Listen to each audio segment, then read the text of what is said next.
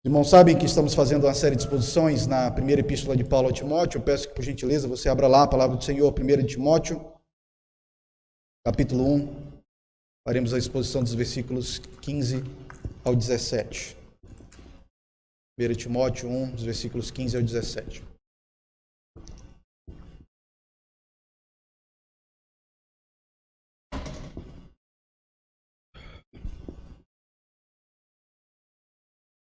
Primeira de Timóteo, capítulo 1, versículos 15 ao 17, nos fala assim a santa e bendita palavra do nosso Deus.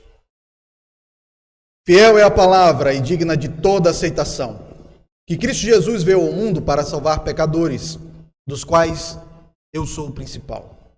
Mas por essa mesma razão me foi concedida misericórdia, para que em mim, o principal, evidenciasse Jesus Cristo a sua completa longanimidade, e servisse eu de modelo a quantos hão de crer nele para a vida eterna. Assim, ao Rei eterno, imortal, invisível, Deus único, honra e glória pelos séculos dos séculos. Amém. Amém. Vamos orar, pedir ao Senhor que nos abençoe. Bondoso e poderoso Deus, nós louvamos o teu nome. O Senhor é o Deus eterno, digno de toda honra, de toda glória. O Deus que veio salvar pecadores. E é na tua presença que chegamos, rogando, Pai, que o Senhor fale conosco, que o Senhor aplique a tua palavra no nosso coração e que o teu nome seja glorificado por meio desse culto. Nós oramos assim em nome do Senhor Jesus Cristo. Amém. Deixa eu te perguntar, qual a notícia que você receberia agora que te deixaria muito feliz, exultando de verdade? Eu quero imaginar que algumas seriam as respostas, como por exemplo: pastor, finalmente saiu aquele aumento de salário que eu tanto queria, pedi lá no trabalho e saiu. Ou então saiu aquela aposentadoria, aquele negócio estava enrolado, nossa, saiu, que alegria. Ou então alguém que estava bem próximo, que estava bem doente, eu estava orando por essa pessoa há tanto tempo, essa pessoa ficou bem. Ou então, meu time foi campeão, seja lá qual for o campeonato, time campeão sempre traz alegria, né? As crianças, aquele presente, aquele mega Lego, né? Aquele negócio assim enorme, que é quase um salário mínimo aquele negócio, né? Aquele Lego diferenciado, aquele presente, aquele videogame, talvez isso trouxesse uma grande alegria. O fato é que boas notícias têm a capacidade de gerar em nós essa alegria. Nós ouvimos alguma coisa a respeito que recebemos, que ganhamos, e isso nos traz alegria. O Evangelho de Cristo, que significa boas novas ou boa notícia, tem sido a história, a mensagem que gera a maior alegria na vida de várias pessoas pelo mundo. Essa mensagem que gera alegria aos convertidos tem feito o povo de Deus, ao ouvir da notícia do Messias que morreu na cruz e que perdoa pecados, glorificá-lo ao Senhor por tamanha graça. No nosso texto de hoje, vemos Paulo louvando a Deus pela mensagem da graça do Evangelho de Cristo. O objetivo desse texto, então, é mostrar como que a mensagem de salvação em Cristo levou o maior dos pecadores a louvar a Deus pela salvação. Diante disso, nós veremos na nossa exposição de hoje o seguinte tema: a mensagem que gera exultação. A mensagem que gera exultação. Por misericórdia daqueles que não ouviram as últimas exposições e que estão tentando entender exatamente sobre o que o apóstolo Paulo está tratando aqui, é bom lembrarmos o contexto que levou Paulo a escrever essa epístola ao seu filho na fé, Timóteo. Nessa carta, Paulo orienta Timóteo a como agir no cuidado da igreja de Éfeso. Havia surgido falsos mestres no meio da igreja que ensinavam uma doutrina falsa diferente daquela que o apóstolo Paulo havia legado à igreja quando plantou ela. Uma das principais marcas desses falsos mestres é que eles eram judaizantes. Eles afirmavam que não era só Cristo que trazia salvação, mas também a obediência a alguns aspectos da lei, tal como a guarda da circuncisão, a dieta dos judeus, a guarda do calendário dos judeus. Ou seja, de forma geral, eles diziam que não bastava Cristo. Era Cristo mais alguma coisa. Não havia uma suficiência de Jesus para ser o Salvador. E essa é a primeira grande heresia que a igreja cristã sofreu. A presença de falsos mestres judaizantes, querendo trazer o povo de Deus, aqueles que estavam em Cristo, de volta aos antigos rudimentos da lei. É o que nós vemos o apóstolo Paulo combatendo, por exemplo, lá na epístola aos Gálatas, aos Colossenses e também na epístola aos Romanos. Nesse contexto de combate a esses falsos mestres, Paulo começa a dar algumas orientações a Timóteo. Paulo começa dizendo que a lei, ela de fato é muito boa, mas só se ela for utilizada de maneira correta. É o que ele fala no versículo 8. E então ele fala no versículo 9 que a lei foi dada para condenar aqueles que já foram justificados em Cristo. Ou seja, se eu já sou justificado em Cristo, eu não busco cumprir os rudimentos da lei para que eu seja justificado. Eu já fui justificado em Cristo. A lei, então, ela serve como uma norma de gratidão ao Senhor. Visto que eu já fui salvo por Deus em Cristo Jesus, eu me volto para a lei, de maneira especial a lei moral, revelada nos 10 mandamentos, para ver como ter uma vida que agrada ao Senhor, que já me justificou. E a lei, então, ela serve para ser um caminho de retidão para aqueles que são servos de Cristo, os justificados em Cristo, mas também ela serve para condenar os pecadores, citados pelo apóstolo Paulo, na segunda parte do versículo 9 até o versículo 10, quando ele faz uma lista de pessoas que desobedecem os 10 mandamentos. Ele fala aqui a respeito de transgressores, rebeldes, irreverentes, pecadores, ímpios, profanos, parricidas, matricidas. Não para, versículo 10. Impuros, sodomitas, raptores de homens, mentirosos, perjuros, e até mesmo sobre os hereges, e para tudo quanto se opõe à sã doutrina. A sã doutrina, a que Paulo ensinou a Timóteo e para a igreja de Éfeso, era o evangelho da glória de Deus, como ele fala no versículo 11. O evangelho da glória de Deus, que não diz que é o homem que obtém a salvação, mas Deus lhe dá a salvação em Cristo, e nós vivemos uma vida reta, diferente do evangelho que os falsos mestres estavam pregando.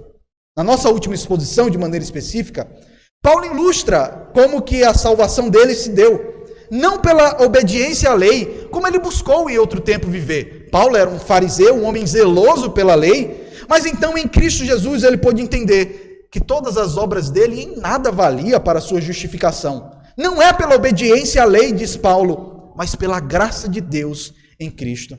Ele faz essa ilustração apontando para o seu próprio exemplo de conversão e chamado ao apostolado de forma graciosa. É o que nós vemos aqui dos versículos 12 até o 14, nós vimos na última exposição. Antes de conhecer a Cristo, Paulo era um fariseu dedicado, sincero, mas completamente errado. Ele era grato ao Senhor, ele foi fortalecido pelo Senhor, que o considerou fiel para o ministério, bem como para ser um discípulo de Cristo. Embora ele tenha sido anteriormente um blasfemo, um perseguidor insolente, perseguidor da igreja, houve uma grande mudança na sua vida. A conversão, o chamado de Paulo, é fruto da misericórdia de Deus, considerando tudo aquilo que ele já havia feito contra a igreja de Cristo Jesus. No nosso texto de hoje, nós vemos o que Paulo aprendeu sobre a graça de Deus na salvação. Como que a sua experiência de conversão e chamado se deu na vida dele, bem como as duas razões que ele apresenta pela qual Deus o converteu daquela forma. Por que Deus converteu Paulo daquela maneira? O nosso texto pode ser basicamente dividido em 3 partes. Peço que os irmãos olhem para o texto. A primeira parte está no versículo 15, onde Paulo apresenta a graça de Deus na salvação. E aqui nós podemos tirar 6 lições dessa primeira parte. Os irmãos irão ver comigo. Na segunda parte, o versículo 16, Paulo expõe 2 razões pelas quais Cristo teve misericórdia dele, o pior de todos os pecadores. Terceira e última parte, versículo 17, Paulo faz uma doxologia ao Deus que o salvou. Doxo o quê, pastor? Bem, quando chegar na hora da terceira parte, eu explico para vocês o que é uma doxologia. Bem, vejamos então a primeira parte do nosso texto, versículo 15. Paulo apresenta a graça de Deus na salvação. Paulo começa com a seguinte declaração no versículo 15. Fiel é a palavra e digna de toda aceitação. Esta mesma expressão utilizada aqui no versículo 15 é utilizada outras 5 vezes nas epístolas pastorais de Paulo. Por exemplo, na primeira de Timóteo, Paulo fala isso 2 vezes. Na segunda de Timóteo, ele fala 2 vezes também, e 1 vez na epístola a Tito. Mas então, o que é exatamente essa palavra ser fiel e digna de inteira aceitação? Percebam que Paulo dá 2 características dessa palavra logo aqui no início do versículo 15. Ele fala primeiro que essa palavra ela é fiel. Ao falar que a palavra é fiel, Paulo está dizendo que ela é verdadeira. Paulo estava falando que Timóteo, bem como os crentes de Éfeso, poderiam confiar naquela palavra, que não era uma mentira. O que ele estava falando não era uma invenção da cabeça dele. E por ser fiel, ela também, a segunda característica, ela é digna de toda aceitação. Ou seja, essa palavra que Paulo vai dizer, ela deve ser recebida, crida, obedecida com toda sinceridade e reverência. Lembremos que quando Paulo está falando isso, escrevendo para Timóteo, a igreja de Éfeso também haveria de ouvir a leitura dessa epístola no culto público. Então, Paulo está falando para Timóteo e para toda a igreja. Essa palavra, a verdade que eu vou dizer agora, ela é digna de toda aceitação. Ou seja, essa afirmação que Paulo está prestes a dizer é algo completamente confiável. Os homens podem confiar a sua vida, as suas almas, o seu destino eterno a essa mensagem que ele vai trazer. Porque essas palavras são fiéis e verdadeiras, dignas de toda aceitação. A pergunta é, tá, Paulo, você está falando que essa palavra é fiel e digna de toda aceitação. Mas que palavra é essa? Segunda parte do versículo 15. Que Cristo Jesus veio ao mundo para salvar os pecadores, dos quais eu sou o principal.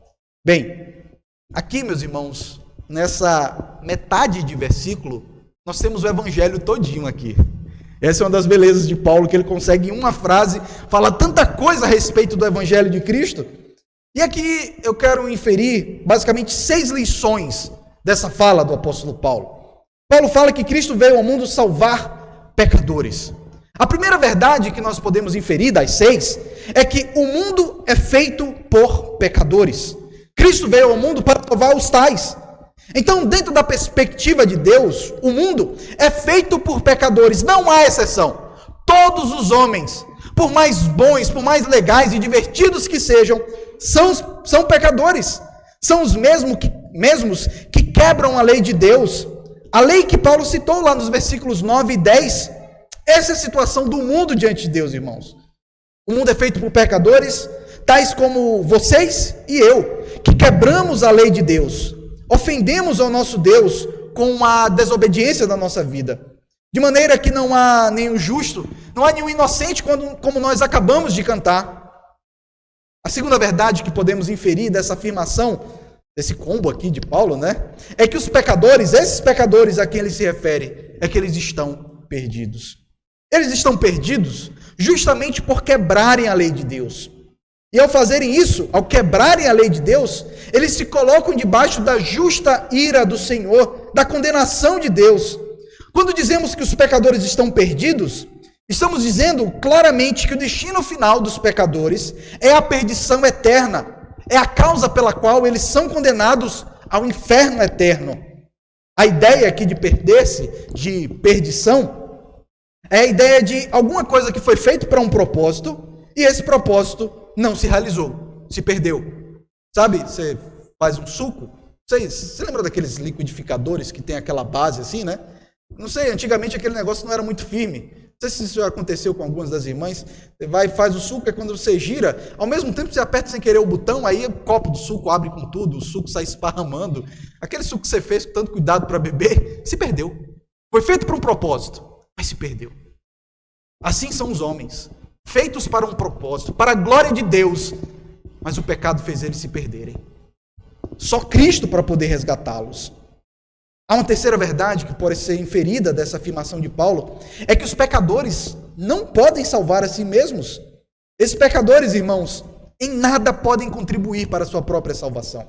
Se os pecadores não estivessem perdidos, não faria sentido Cristo vir salvá-los. Se eles pudessem salvar a si mesmos, para que Cristo haveria de vir? Esse é o motivo, irmãos. Porque pecadores não podem fazer nada por si mesmos, é que o Pai submeteu o Filho ao sofrimento da encarnação e principalmente à morte na cruz. A humilhação de Cristo não foi só a morte na cruz, mas antes de tudo, o Deus eterno se tornar homem. Vocês já pararam para pensar, irmãos? O Deus criador dos céus e da terra, aquele que sustenta todas as coisas pela palavra do seu poder, sendo um bebê, tendo que ser limpado pela sua mãe, tendo que receber leite na boca, aquele que sustenta tudo e todos, que alimenta toda a criação, se submeteu a ser alimentado por uma mulher pecadora. a humilhação de Cristo. E então, meus queridos, é o próprio Deus se fazendo homem. Por esse motivo, então, porque os homens não podem fazer nada, Deus se fez homem. Homens não podem se salvar dos seus pecados. Primeiro, porque os pecados nos condenam. Também porque corrompem a nossa natureza. Endurece o nosso coração, cega os nossos olhos, diminui a nossa capacidade espiritual de percepção das coisas de Deus. Dessa maneira, o homem em seu estado natural está embrutecido e não pode fazer nada por si. Se não fosse assim, Deus não se faria homem. Deus não haveria de morrer numa cruz. E é pelo fato dos homens não poderem fazer nada. Não teve jeito. Deus teve que vir à terra para salvar os pecadores, na pessoa de Cristo Jesus. Segunda verdade que nós podemos inferir aqui desse versículo 15 é que a razão da vinda de Cristo é salvar pecadores. Paulo diz que Jesus veio ao mundo para salvar os pecadores. O texto nos diz. Mas eu quero fazer uma observação aqui do texto, da nossa tradução com o texto grego. Nós temos um probleminha aqui na nossa tradução. A nossa tradução afirma que Jesus veio salvar os pecadores. O problema é que nós sabemos que todo o mundo é composto de pecadores. Dessa forma, o questionamento é: Jesus veio salvar todo mundo? Será que Jesus veio para salvar até Hitler? A verdade, irmãos, é que o texto grego não tem esse artigo definido aí. É como se dissesse: Cristo veio ao mundo salvar pecadores. Porque quando diz os pecadores, todo mundo é pecador. Então é como se dissesse: Jesus veio salvar todo mundo. O que a nossa própria experiência sabe que não é o caso. Nós vemos pessoas que morrem nos seus pecados. Então Paulo diz que Cristo veio salvar pecadores. Isso significa, irmãos, que ele não veio salvar o mundo. Essa ideia é chamada de universalismo. Nem todos serão salvos. E algo maravilhoso da expressão de Paulo aqui é que ele veio ao mundo. Isso significa que ele não estava no mundo, mas ele veio na encarnação de Cristo Jesus. O Deus glorioso desceu à terra, se esvaziou para salvar esses pecadores. Não todos, mas aqueles que ele elegeu na eternidade.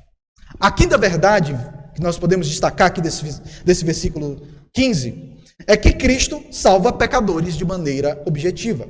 Cristo não veio ao mundo para tornar possível a salvação de pecadores. Paulo diz: Cristo veio salvar pecadores.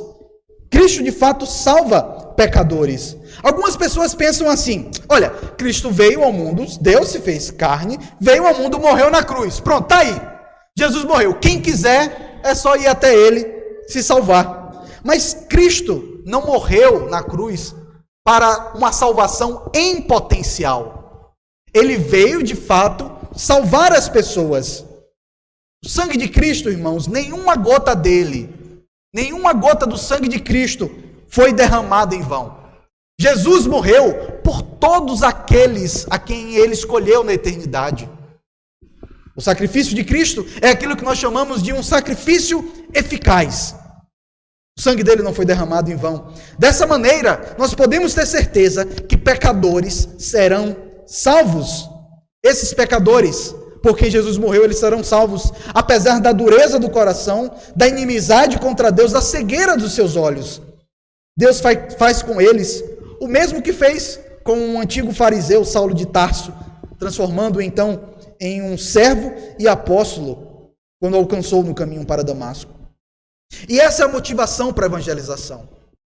Queridos, algumas pessoas pensam que a mensagem da doutrina da eleição é basicamente o seguinte: olha, Deus vai salvar, a morte de Cristo foi eficaz, então eu não preciso evangelizar, porque se Jesus vai salvar, raciocínio errado. Eu só evangelizo porque eu sei que Cristo veio salvar pecadores. Eu sei quem são esses pecadores? Não. Mas qual é o nosso papel? Ir e pregar o evangelho da graça. Porque se eu fosse esperar que o coração do pecador, do morto, tivesse vida, nós estávamos mortos em delitos e pecados. Você já viu um morto fazer alguma coisa por si mesmo? Lembram-se do vale de ossos secos, diante do qual o profeta Ezequiel esteve? Todos mortos, ossos sequíssimos. Mas Deus trouxe vida. Deus foi restaurando aquela vida. E é assim a condição espiritual dos homens, mortos em delitos e pecados. E porque Cristo veio para salvar pecadores, assim como ele fez com Lázaro. Sai para fora, sai Lázaro. Os pecadores se rendem aos pés dele e saem da morte para a vida. O texto também nos mostra uma sexta inferência que nós podemos tirar aqui, é que se Deus salvou o pior de todos os pecadores, quanto mais os demais. Paulo fala que dos pecadores dos quais eu sou o principal. Paulo se via, por causa do seu passado de perseguidor da igreja, um assassino de cristãos, um blasfemador de Cristo, que ele não era digno de ser chamado apóstolo, nem servo de Deus.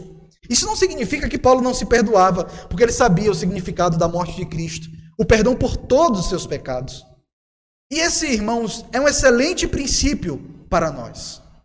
Paulo sabia tudo a respeito do evangelho da graça. Cristo veio ao mundo salvar pecadores, e eu sou o principal.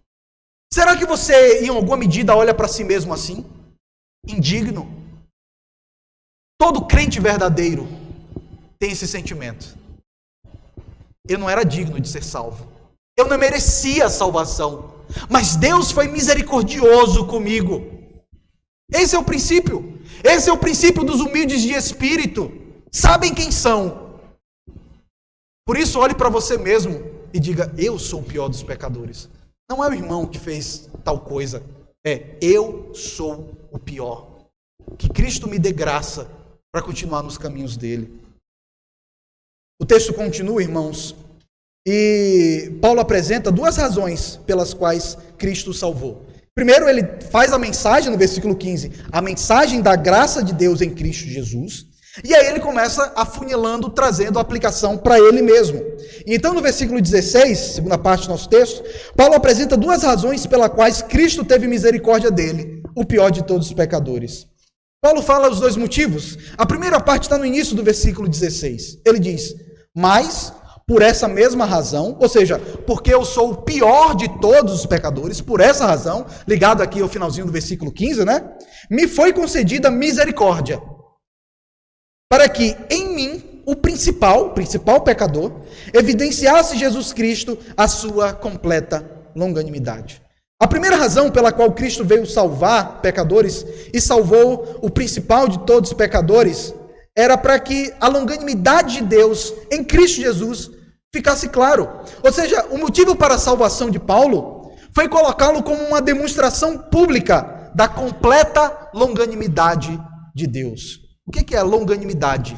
É um ânimo longo, longanimidade. Resumindo, é paciência.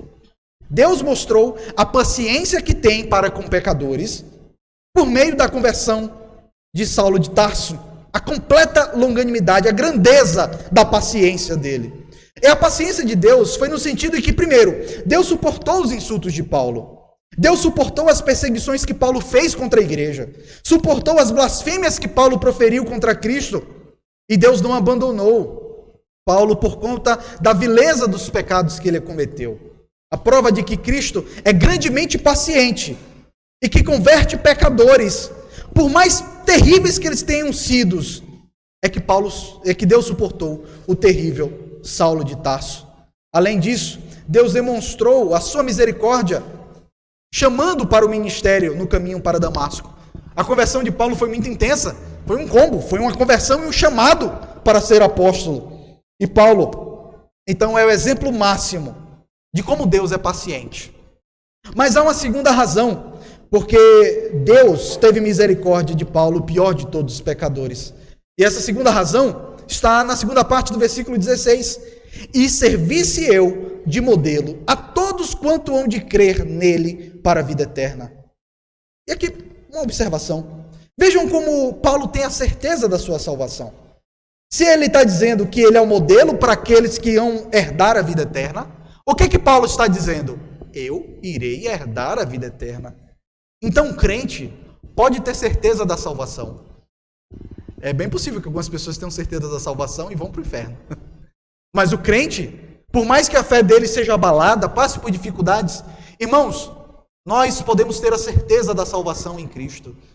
Se andamos com uma vida transformada, se fomos regenerados em Cristo, se vemos as evidências da regeneração, de uma nova natureza que surge em nós, nós haveremos de herdar a vida eterna, assim como Paulo diz. Ele tem a certeza disso. E Paulo fala que ele é um modelo, servisse eu de modelo. A palavra grega aqui para modelo é a mesma palavra que nós utilizamos em português para protótipo. É literalmente no grego essa palavra, protótipo.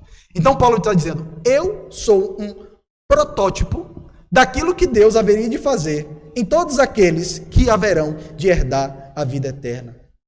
Algo que fica claro nessa fala de Paulo também sobre a salvação é que ele não trata a salvação como algo que pode ou não acontecer dependendo do homem. Ele fala claramente sobre aqueles que hão de crer em Cristo para a vida eterna. Não há uma dúvida que Deus haverá de salvar os seus. Paulo está confiante de que a missão de Cristo de salvar pecadores, ela tem sido bem-sucedida e ela será bem-sucedida até o fim. E Paulo é exemplo máximo disso. Paulo foi convertido pelo Senhor, tanto quanto os demais pecadores. Ele é o protótipo de como que Deus pode transformar um homem mau e vil em um servo de Cristo Jesus. Então, ao falar da grandeza da misericórdia de Deus em salvá-lo, Paulo conclui aqui o seu texto, o seu exemplo, porque o nosso texto vai do versículo 12 até o 17. Né? É Paulo falando da conversão dele, da experiência de conversão dele. E Paulo, depois de dizer todo esse processo da sua conversão, como ele era blasfemo, como ele tinha sido o perseguidor da igreja, ele o principal dos pecadores, Paulo conclui agora no versículo 17 o seu testemunho, fazendo uma doxologia, é a terceira parte do nosso texto, versículo 17, em que Paulo apresenta uma doxologia ao Deus que salvou. Paulo fala no versículo 17, assim, ou seja, por essa causa, porque ele era o protótipo daqueles que haveriam de ser salvos, ao Rei eterno, imortal, invisível, Deus único, honra e glória pelos séculos dos séculos. Amém. Então Paulo apresenta aqui uma doxologia. O que é isso, pastor? É um remédio? Não, não é um remédio. Doxologia, irmãos, é uma expressão de louvor e adoração que surge no coração do autor bíblico, geralmente depois que ele faz uma exposição da grandiosa obra de redenção. É como se ele tivesse um rompante de alegria. Sabe o crente quando diz glória? Então, Paulo aqui ele não fala só glória, né? Ele dá glória ao Deus eterno, imortal, real, único. E Paulo é perito disso, irmãos. Em boa parte das suas epístolas, especialmente quando ele fala da sua experiência de conversão, ele termina fazendo uma doxologia, uma expressão de adoração a Deus. A profundidade das riquezas, tanto do conhecimento como da sabedoria de Deus. É uma doxologia enorme que Paulo faz lá na Epístola aos Romanos. É Paulo convidando os leitores a louvarem a Deus, a exaltar a Deus pela grandiosa obra da salvação. E é com a doxologia que ele termina a sua autobiografia. Os versículos 12 ao 17 é isso. Ele apresenta o pior dos pecadores e Cristo como o maior longânimo. Aqui Paulo convoca Timóteo e os Efésios, que estariam ouvindo a leitura dessa carta, a dar honra e glória a Deus, aqui e por toda a eternidade, pelos séculos dos séculos. Irmãos, ao pensarmos na nossa vida, como que nós éramos pecadores, o caminho que nós estávamos trilhando, a condenação que estava sobre nós, e pensamos na obra que Cristo fez em nossa vida, é para glorificar a Deus. Paulo não consegue falar de si mesmo, de como Cristo transformou a vida dele, sem dizer, glorificado seja Jesus. Que a honra e a glória seja dada ao nosso Redentor. Será que essa é a sua expressão também? Será que você consegue glorificar ao Senhor ao olhar para a sua própria vida e dizer, eu era condenado ao inferno, eu estava desligado do povo da aliança, eu era um inimigo, um ímpio, mas Cristo me trouxe para a luz. E que toda a honra e toda a glória seja dado a Jesus. A mesma experiência que Paulo teve, de perceber quem ele era e naquilo que Cristo transformou, deve ser a nossa experiência. Olhamos para nós e dizemos, Cristo seja glorificado pela salvação. Então, a glorificação que Paulo faz a Jesus e a Deus, o Pai, ele fala dos atributos de Deus. O que são os atributos de Deus? São as características de Deus. Diferentemente dos nossos dias, onde as pessoas só falam glória, né? Tem até um político que falava assim, né? Glória a Deus, né? Nós temos uma doxologia mais sofisticada. Por que Paulo glorifica a Deus? E ele dá 4 atributos de Deus. Primeiro, ao Rei eterno. Jesus, ele é o Rei, profeta, sacerdote e Rei. Ele governa sobre toda a criação. Ele está à destra do Deus Pai e governa tudo. E ele é um Rei eterno, irmãos. O reino de Cristo não começou quando ele foi assunto aos céus. Entendamos isso. O reino de Cristo é de toda a eternidade, antes de haver mundo. Ele é Rei. E por toda a eternidade ele haverá de ser o Rei. Ele é o Rei eterno. E aqui no versículo 16 ele fala daqueles que haverão de herdar a vida eterna. Agora ele fala de Cristo como sendo o Rei eterno. Eu haverei de herdar uma vida eterna, porque o Rei a quem eu sirvo é o Rei eterno. Ele dá uma segunda característica. Ele fala que esse Rei, ele é imortal. Tentaram matar ele na cruz, não foi? Mas ele não morre. Ele ressuscitou ao 3º dia. Ele não envelheceu, não enfraqueceu. E esse era o propósito de Deus, revelar em Cristo Jesus que o nosso Deus é imortal. Ele não pode ser destruído. Paulo ainda fala uma terceira característica, fala que esse Deus é um Deus invisível. Deus é espírito, ninguém vê ele. Mas Deus é tão glorioso que se revelou na pessoa bendita de Cristo. O Verbo se fez gente e habitou entre nós, cheio de graça e de verdade. E vimos a sua glória, glória como do unigênito do Pai, de João, no seu Evangelho, capítulo 1, versículo 14. O Deus invisível se tornou visível a todos.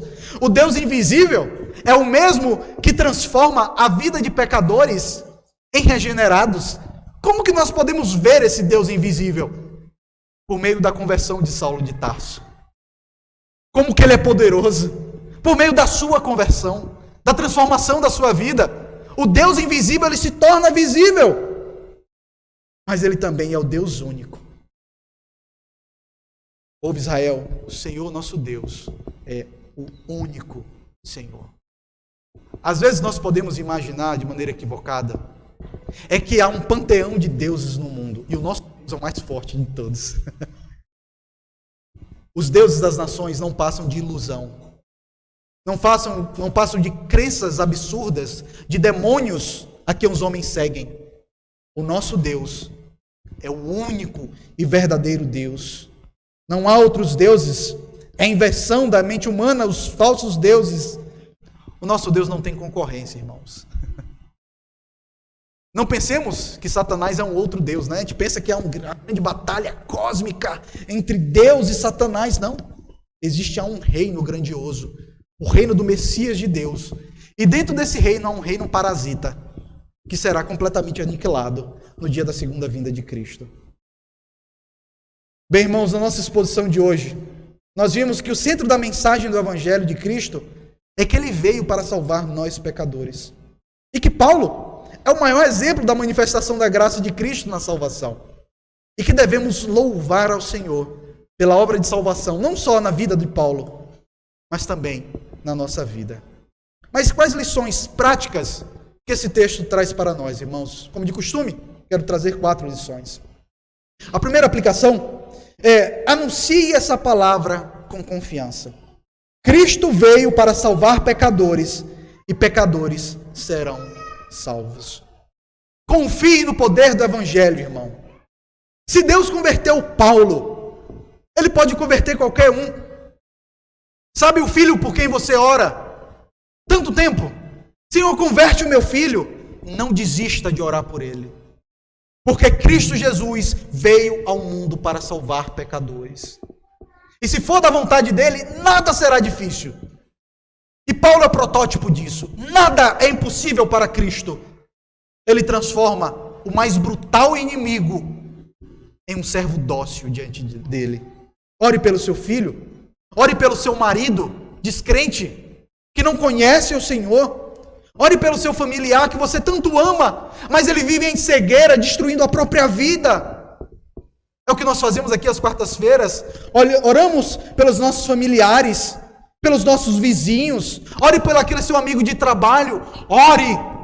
Saiba que a mensagem do Evangelho, de que Cristo veio salvar pecadores, ela é poderosa. Cristo é poderoso. E tal como Paulo, deu o seu próprio testemunho para as pessoas, dizendo como Deus foi misericordioso e paciente com você. Não há nenhum tipo de problema em dizer, eu era um pecador. Eu fiz e faço aquilo que é terrível contra o Senhor, mas Ele foi misericordioso. Paulo não tem vergonha de dizer que ele é um pecador. Não tenha vergonha de dizer que você é um pecador. Mas aponte para Cristo, dizendo como Ele transformou a sua vida. E mais, se Deus teve paciência com Paulo, e teve com você também, quando você era um descrente, Ele perdoou. Ele continua tendo paciência hoje com você, e chama você hoje a se arrepender. É possível que você tenha chegado aqui nessa noite, com o peso do pecado sobre a sua vida, dizendo, pastor, Cristo mudou a minha vida, mas eu ainda luto com pecados, eu ainda tenho dificuldades. O mesmo Deus que regenerou a sua vida, te trouxe das trevas para a sua maravilhosa luz, é o mesmo que lhe perdoa nessa noite. Ele tira o fardo de sobre os seus ombros e diz, eu morri na cruz do Calvário por você. Ele perdoa, ele disse na cruz, está consumado. Confie na obra consumada de Cristo na cruz. E seja livre, meu irmão. Livre do peso do pecado. E se alegre em Cristo Jesus. Há perdão para você que se arrepende. A segunda lição que nós podemos tirar aqui do nosso texto é que a salvação em Cristo deve gerar em nós a verdadeira alegria que nos leva a adorar ao nosso Deus. Você se vê como um pecador que consegue louvar a Deus, dando a Ele toda a honra e glória por sua salvação? Será que você tem motivos para adorar ao Senhor? A vida do crente, irmãos, deveria ser uma constante doxologia, uma constante expressão de adoração a Deus, à medida que nós refletimos na obra de Cristo em nossas vidas. Você se alegra quando se lembra o que Jesus fez na cruz do Calvário para você? Ou será que nos seus lábios só há murmuração, reclamação? Está tudo ruim, está tudo difícil, eu não quero nada disso, é só, tá ruim, Deus. Ou será que dos seus lábios há uma expressão de adoração ao Rei eterno, imortal, invisível, toda a honra e toda a glória, porque eu era pecador e fui alcançado em Cristo? O povo mais feliz que pisa sobre a terra são os crentes, porque a nossa alegria não está fundamentada naquilo que o mundo nos dá, nas riquezas que adquirimos, mas na riqueza gloriosa da salvação em Cristo Jesus. Essa é a alegria dos crentes. É por esse motivo que você pode todos os dias levantar da sua cama e dizer, toda a honra e toda a glória seja dada a Deus pela minha salvação e pela transformação da minha vida. Glorificado seja Cristo. Será que seu cristianismo se tornou só uma questão de rotina e hábito? Por que você veio nessa noite? Você veio exultando? Será que o evangelho não te empolga mais? Lembremos da empolgação do salmista, alegrei-me quando me disseram, vamos à casa do Senhor, para ouvir a pregação da palavra, para poder cantar hinos de adoração a Deus, para poder ouvir a respeito do evangelho que transformou a minha vida. Você se alegra quando escuta isso? Essa é a verdadeira alegria do crente. Cristo morreu, Cristo veio ao mundo para salvar pecadores, dos quais nós somos os piores. Terceira aplicação, direta para as nossas crianças, os pequenos, os filhos da aliança. Volto a dizer, eles não são um fardo incômodo no nosso culto. Tenha certeza que seu WhatsApp, seu Facebook, seu Instagram te incomoda muito mais do que as crianças. Não desligar o celular incomoda muito mais do que o barulho delas.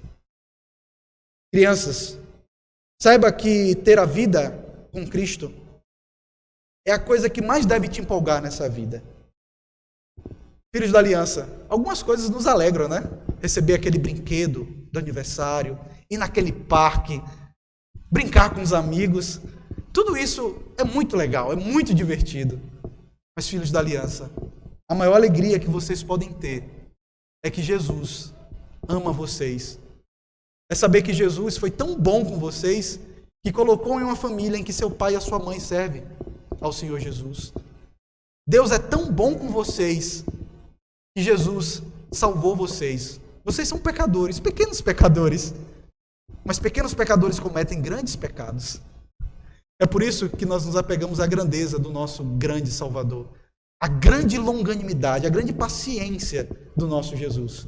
Por isso, crianças, se alegrem, exultem em Jesus, porque Jesus é o Salvador de vocês. A quarta e última aplicação, eu quero fazer diretamente àqueles que estão conosco nessa noite e que não têm Jesus como seu único e suficiente Salvador. Paulo diz que fiel é a palavra e digna de toda aceitação. Diante disso eu quero dizer, aceite essa palavra fiel como digna de toda aceitação. Qual é essa palavra? Primeiro, que você é um pecador, assim como todos os outros. Que você é incapaz de mudar a sua própria condição. Você não pode mudar a sua vida. Por mais que você diga, olha, pastor, mas eu não mato ninguém, eu não roubo ninguém, sou uma pessoa honesta. Mas isso não é nada se você não se render a Cristo como seu único e suficiente Salvador. Lembre-se que Cristo veio ao mundo e a eficácia da sua obra de Cristo é o que traz a salvação. Lembre-se que a paciência de Deus na salvação de pecadores, ela é algo grandioso. A grandeza da longanimidade de Deus, diz o apóstolo Paulo. Mas deixa eu dizer, toda paciência tem limite. A longanimidade de Deus em Cristo tem limite.